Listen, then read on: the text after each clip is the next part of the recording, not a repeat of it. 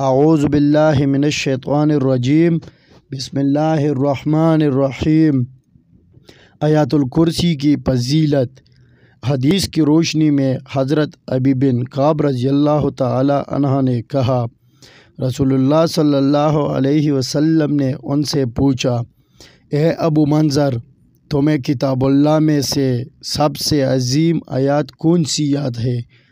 میں نے عرض کیا، اللہ اور اس کے رسول صلی اللہ علیہ وسلم بہتر جانتے ہیں۔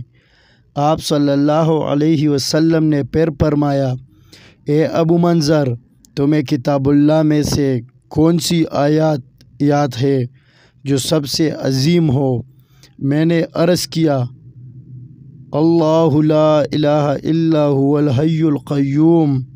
اس پر آپ صلی اللہ علیہ وسلم نے میرے سینے میں مارا اور فرمایا، اے ابو منظر، تمہیں علم مبارک ہو۔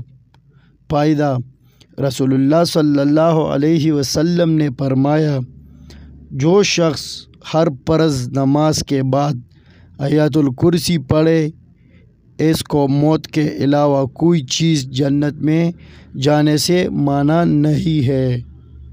اللہ تعالیٰ اس شخص کو تر و تازہ اور شاداب رکھے جس نے ہم سے کوئی حدیث سنی پھر اسے یاد کر کے لوگوں تک پہنچایا۔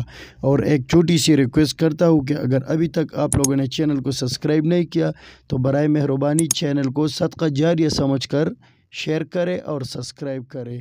شکریہ۔